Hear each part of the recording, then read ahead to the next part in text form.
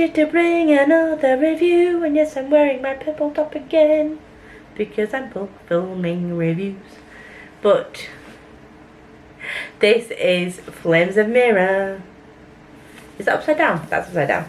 This is Flames of Mira by Claire Harmon. This was a lovely floopy doopy arc that I was sent, and I finally got around to reading it. This was out in June. No, July even, so I'm not that far behind. So this was out in July. It's available in paperback and hardback. I will leave Claire Harmon's socials and links to the books below. But let's just dive into this review, shall we? We shall. This book was just 5 stars for me. I've done a little review on Instagram, but once again I just wanted to do a full video review of it because I feel like my love for this book cannot be professed enough in an Instagram post. So we follow a young man called Ig. He's also called Jakar in the book. That's his actual name. You will find out why he gets called Ig quite early on in the book, to be fair, but it follows Ig, and he has not had the best upbringing at all. He has gone through this process of imbibing where people, oh, it sounds really horrible, you have to go through a ritual where you take in an element and go through a ritual to be able to wield that element. You can do it with many different elements. I think there's 6 total processes you need to go through, and Ig has gone through 5. So he is one of the most powerful known elementals. That's what he's called, because he can wield elements and manipulate elements, and he's unfortunately bound to a magnate called Sorello, who's an arse. Let's be real.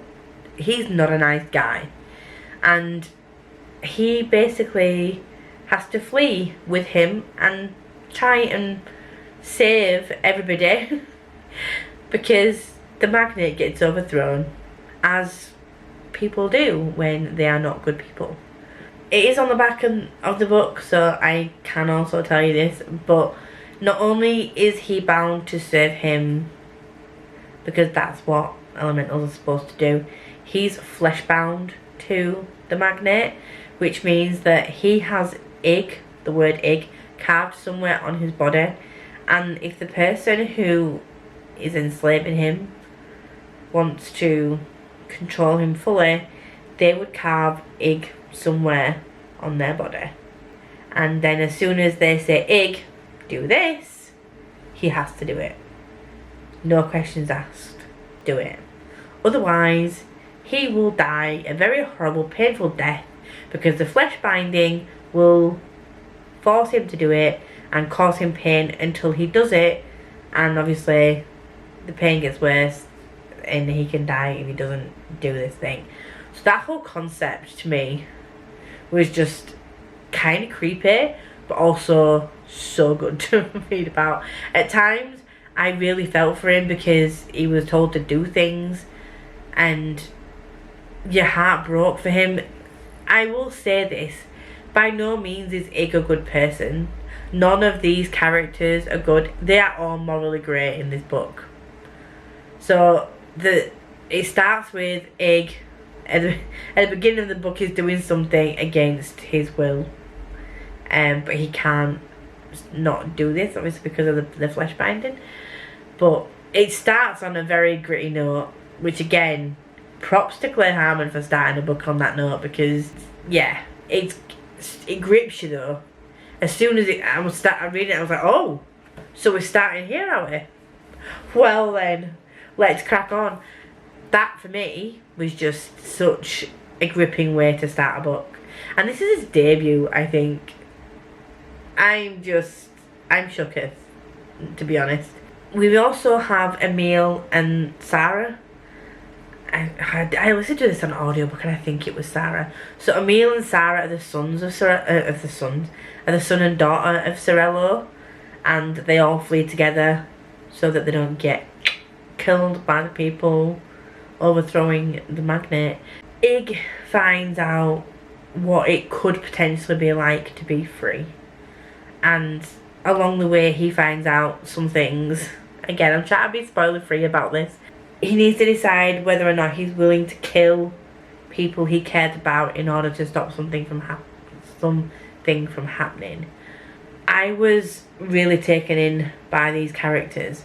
So there's two particular characters that I really liked, and that was Ig and Emil. I do also like Ephedora. So this book is told in two POVs. You've got Jakar, aka Ig, and Ephedora. Ephedora is the daughter of Sorello, but she was sent away.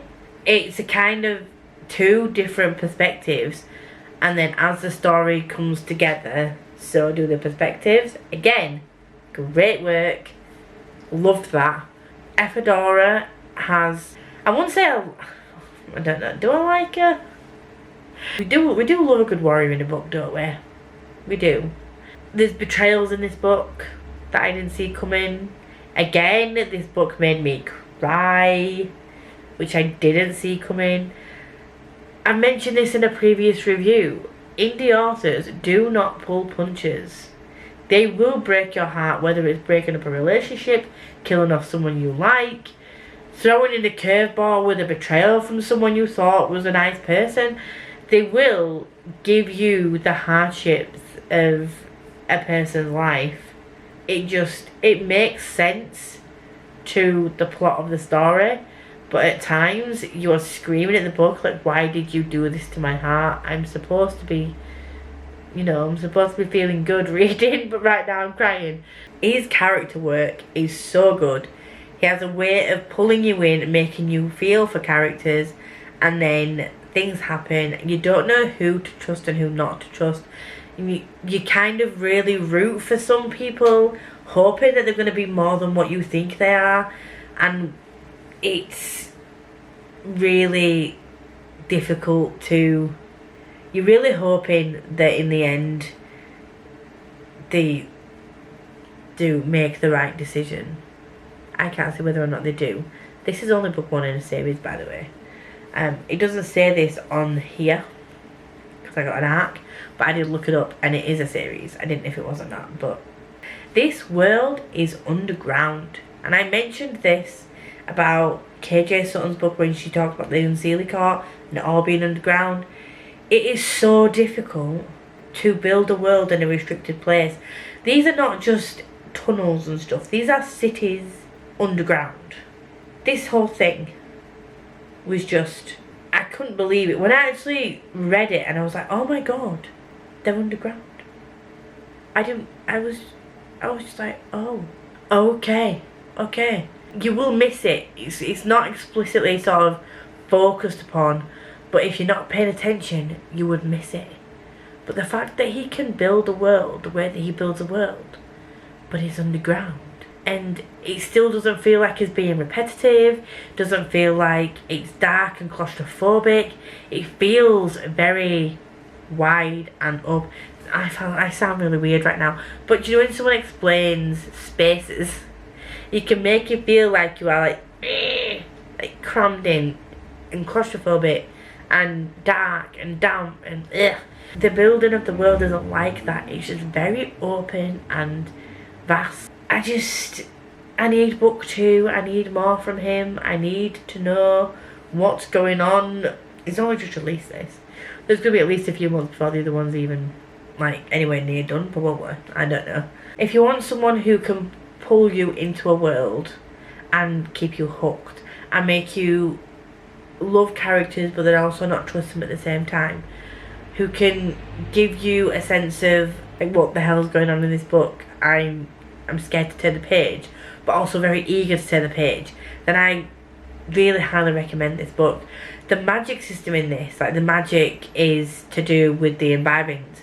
The only thing that I've seen that's like of a similar vein to that is in Spellslinger with the bands. The way that it's done is slightly different, whereas in Spellslinger you have to spark your bands, whereas this one you're actually bound to them, like do a ritual to them. This is a more grueling adult version of what happens in Spellslinger, if that makes any sense. So you have to go through torture to be able to wield these different elements, and this is like next level. That doesn't make sense at all, but I hope it does. It does in my brain, but it's just difficult to explain things without spoilers. But Emil is called the Rock Snake, that's his nickname, I think that's what it is. And Sarah is the Hand of Mira. Both of the characters already have people who think certain ways about them.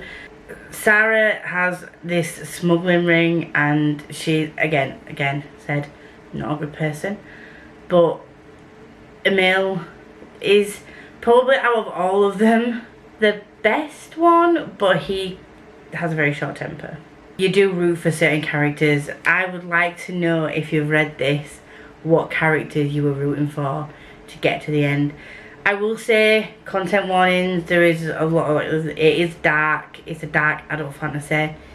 It has dark themes, you know, there's torture involved, war, there's blood.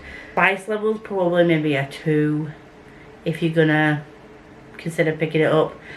There's no, I wouldn't say there was a romance in this, but there's tension, shall we say. I don't mind, I'm the kind of person, I have very eclectic taste. I can read a fantasy without smut and with smut, and it doesn't make, I don't need smut in a fantasy to enjoy it. I can take it either, that sounds so wrong, I can take it either way. I would highly recommend you pick this book up because it is so good.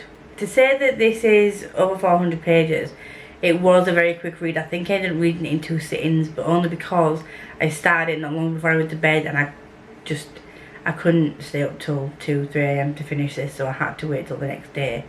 But had I started this at a reasonable time of day, I would have been able to just sit down, chill and read it in one sitting, because it does really engross you in the plot. There is absolutely no part of this book where something is not happening, you're working something out, you're questioning someone's motives, or because it's from Jakar's and Fedora's POV, you are constantly flitting back and forth.